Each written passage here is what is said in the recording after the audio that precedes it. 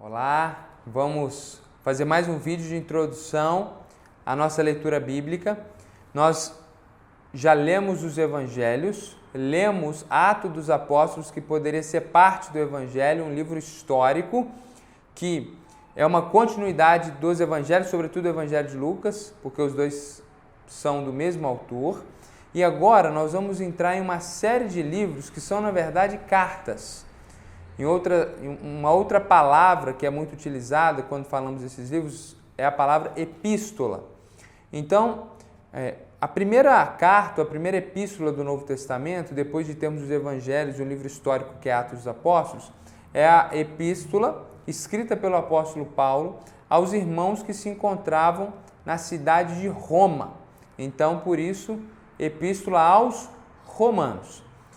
Esta carta, essa epístola, ela, quando você a lê, você vai perceber que ela tem características efetivamente de uma carta.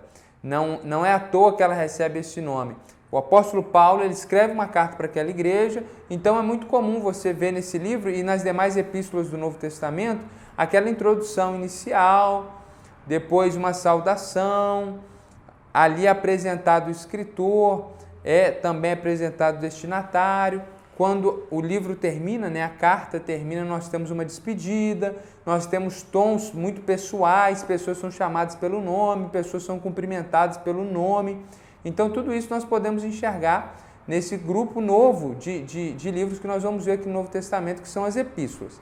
A epístola de Romanos foi escrita pelo apóstolo Paulo, assim como as próximas 12 cartas do Novo Testamento. Então, são 13 as epístolas escritas pelo apóstolo Paulo. Elas estão em uma sequência, começando com Romanos. A gente vai ter um vídeo em seguida, em sequência, o próximo vídeo, onde nós falaremos de todas essas cartas juntas. E nós vamos falar um pouco mais sobre isso. Mas nós estamos fazendo um vídeo especial sobre a Epístola aos Romanos, porque esse é o livro mais esclarecedor no Novo Testamento a respeito do que é o Evangelho. Nós não temos nenhum outro livro no Novo Testamento que explica o Evangelho como essa carta. Então, quando nós vemos, por exemplo, a carta de 1 e 2 Coríntios, nós vemos o apóstolo Paulo trabalhando questões situacionais. Ele está corrigindo problemas que aconteciam na igreja de Corinto. Quando nós trabalhamos, por exemplo, a carta aos Gálatas, nós vemos o apóstolo Paulo trabalhando uma questão específica, que era a dificuldade daqueles irmãos compreenderem a graça de Deus e se apegarem aos rituais judaicos e à lei do Antigo Testamento quando não era mais necessário.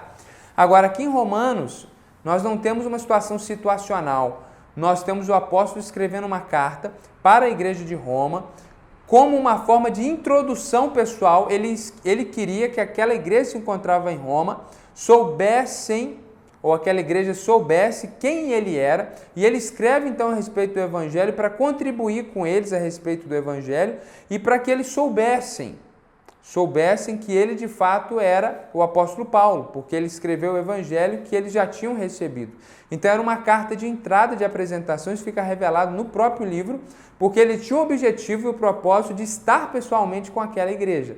E estando, ele tinha o propósito de chegar até a Espanha. Então ele tinha o objetivo de chegar até Roma, na Itália, e ter um tempo com aqueles irmãos, e tinha a expectativa de que aquela igreja contribuísse até mesmo financeiramente com o envio missionário do apóstolo Paulo para a Espanha. Nós temos tudo isso registrado aqui na carta aos Romanos, não é nada de história, está explícito no texto, é só você ler e você vai perceber isso. Agora, o que o apóstolo Paulo escreve? O que essa carta tem que ela é tão importante? Ela vai dizer para nós, ela vai responder para nós o que é o Evangelho. Então ele começa nos primeiros capítulos, até o capítulo 3, mostrando que todos os seres humanos são pecadores, que nós nascemos pecadores e por isso pecamos, desde que Adão pecou como nosso representante legal, federativo e perfeito. Isso significa que se você estivesse no lugar de Adão, você teria feito o mesmo. Se você tivesse mulher no lugar de Eva, você teria tido o mesmo comportamento. Então nós nascemos pecadores, não é o contrário, não nascemos perfeitos e nos tornamos pecadores. Nascemos pecadores e por isso pecamos. E isso faz com que a gente esteja destituído, separado da presença de Deus. Estamos incomunicáveis, nossos espíritos estão mortos, nós não conseguimos nos relacionar com esse Deus que é Espírito, porque o nosso espírito está morto por causa do pecado. E ele diz que isso é uma realidade universal. Não importa se é homem, se é mulher, não importa a etnia, se é judeu, se é gentio, todos estão mortos nos seus pecados. E nós estamos incapacitados de vivermos conforme a vontade de Deus de forma plena. Nós estamos incapacitados de viver conforme a justiça de Deus. E aí ele vai mostrar, inclusive, que mesmo uma pessoa que não conhece a Deus, não conhece a Bíblia, ela vai ser condenada, assim como nós que conhecemos, porque somos pecadores igualmente, não importa se temos conhecimento ou não.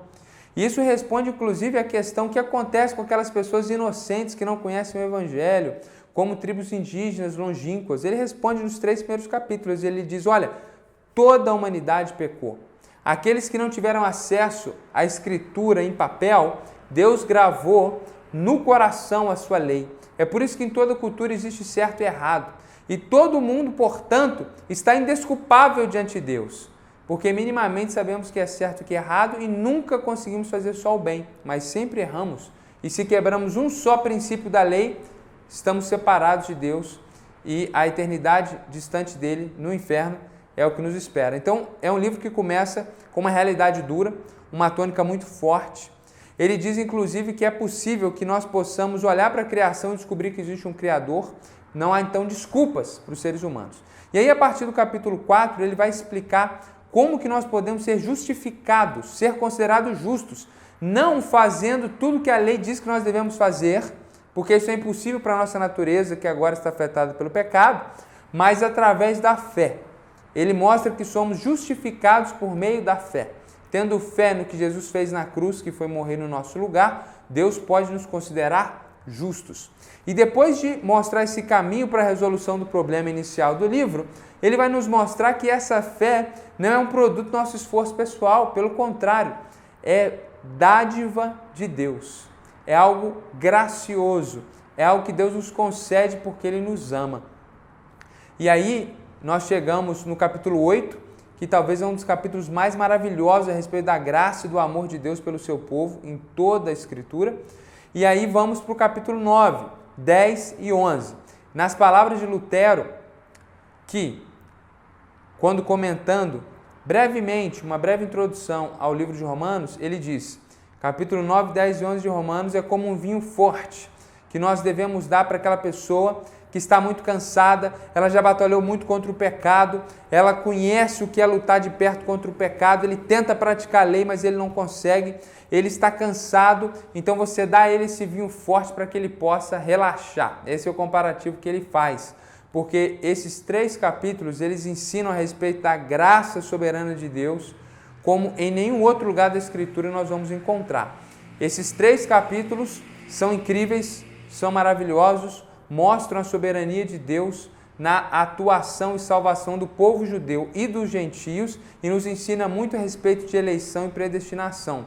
Motivo pelo qual esses 3 capítulos são muito disputados ao longo da história, muitos discutiram, muitos comentaram a respeito desses capítulos, desses versículos. É de fato uma picanha espiritual. Quando o apóstolo Paulo usa em determinado momento, uma das suas cartas, essa metáfora, que ele dava leitinho espiritual, ou seja, uma doutrina, um ensinamento muito simples para os seus ouvintes, nós podemos comparar esses capítulos como uma verdadeira picanha que não pode ser dado para um recém-nascido que ainda está bebendo o leite da sua mãe.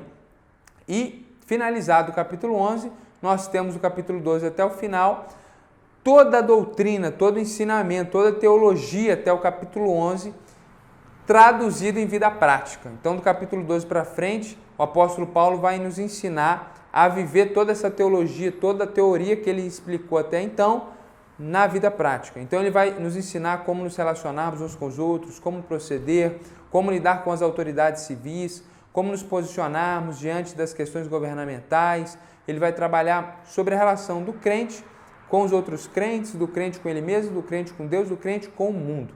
Então, é um livro fabuloso, glorioso. Martinho Lutero, ele relata na sua biografia que foi estudando o livro de Romanos, quando cursava doutorado, estudando o texto em grego, quando ele leu capítulo 1, versos 16, 17 e 18, ele relata que quando ele leu esses versículos, é como se os portões dos céus tivessem se aberto para ele. Ele relata sua experiência de salvação, lendo Romanos capítulo 1, sobretudo o verso que diz que eu não me envergonho do Evangelho, porque é o poder de Deus para a salvação de todo aquele que crê, primeiro do judeu e também do grego. Então, nesse versículo, Deus trabalhou, Deus o salvou e o usou posteriormente para ser um instrumento dele para o início da reforma protestante, para que nós chegássemos até aqui com a renovação e avivamento da igreja e fundasse os princípios da igreja evangélica, a igreja de Cristo no mundo, renovada da triste história da Idade Média. Livro de Romanos, se você compreendê-lo, estudar, se esmerar, ler com muita atenção, você vai compreender o Evangelho como você nunca compreendeu. É um livro mais difícil, não é como ler Atos, que é um livro histórico, é um livro mais denso, mas eu tenho certeza que vai te auxiliar muito a compreender o que é o Evangelho. Se você nunca leu, se você não compreendeu, essa é uma excelente oportunidade. Que Deus abençoe a sua leitura, que os portões celestiais se abram como se abriu para Lutero, também para você, que sua percepção espiritual seja ampliada e você descubra as verdades desse livro. Jesus abençoe a sua vida. Até o próximo vídeo.